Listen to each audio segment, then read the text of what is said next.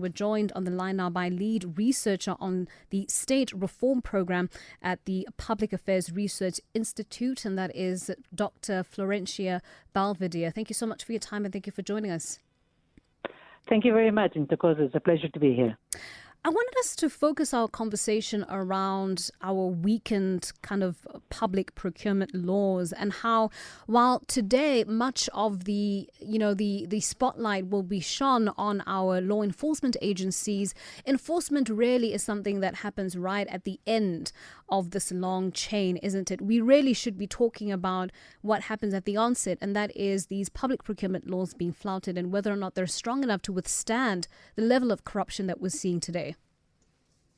Well, I mean, it's interesting that you say that because, as you well know, I mean, the country is undergoing a process of refining and redrafting its public procurement legislation.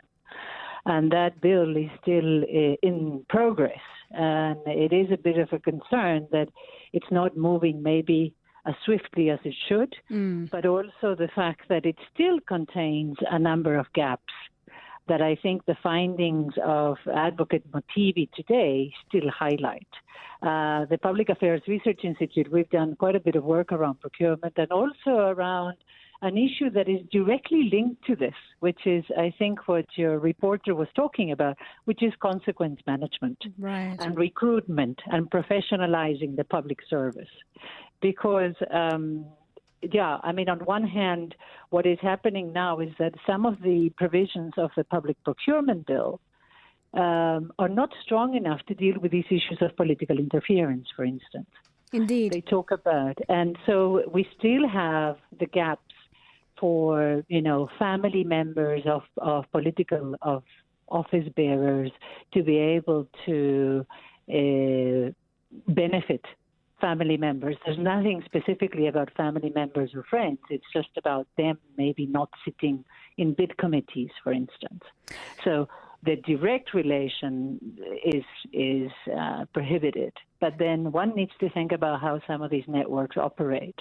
So some of the protections are not there. And then the other aspect is that, as much as I think we welcome the work of the SIU, what is frustrating is that we're catching this at the back end. Indeed. Right? This has happened.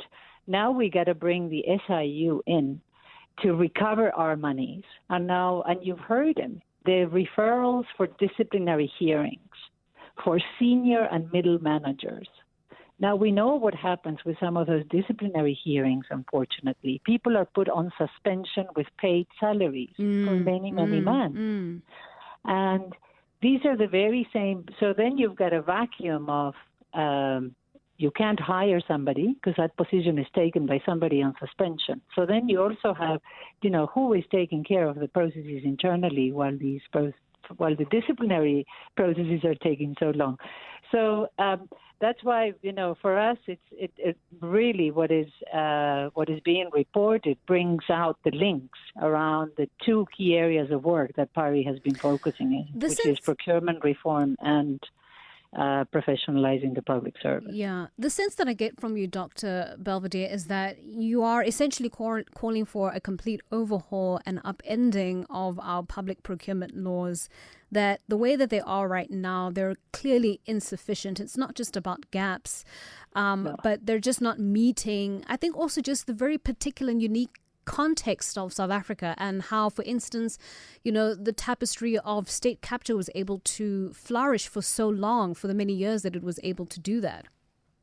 That's correct. I mean, we've done submissions on the procurement bill, taking into account exactly state capture, what happened, how procurement was used as such an enabler. To keep this going. And also, one of the key aspects we're also looking at is that there might be actually very good people working in a number of the supply chain processes. And we know that. But sometimes the political line comes or the decision comes from above. And then we've been looking at what are ways of protecting or incentivizing whistleblowing for those individuals who can see this happening, but the risks are so high to speak up about what is happening that a lot of times people maybe look the other way because the risks are just so high.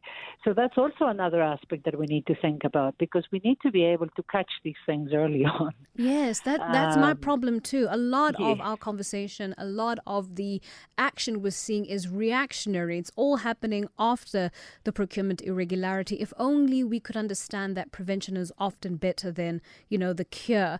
Lastly, though, we have these findings being released. What needs to happen now to ensure that we, the ball keeps rolling? Well, I think we need to continue. I mean, civil society is very much on the lookout and very much monitoring what is happening. We now know what's happening with vaccines.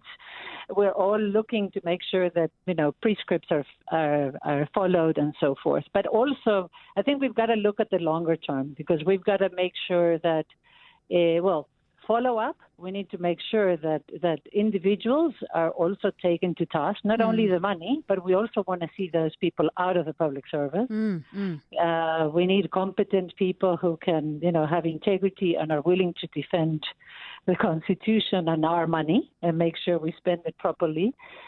So that needs to happen, as soon as possible. But we also need to be thinking about now, let's use this as a lesson for how we need to strengthen the public procurement bill, because we might engage in a very long process of amending a bill only to end up with the same problem. Indeed. And we don't want to do that. Yeah, thank you so much. We can't afford it. No. Yeah. We certainly can't. Thank you so much. That is Dr. Florencia Belvedere, lead researcher at the State Reform Program at the Public Affairs Research Institute, indulging us there on a little conversation around public procurement laws. That is obviously coming to the fore with the release of the SIU's findings. Like I mentioned, guys like the SIU only come in after the fact. They are law enforcement. They are trying to enforce the law as it stands, but they come in after the procurement irregularity has happened, after the money has been stolen, after the laws have been flouted. What can we do to ensure that our systems are stronger and are able to withstand things like nepotism, things like political interference, things like unprofessional deployments into these offices that obviously will interfere with how these processes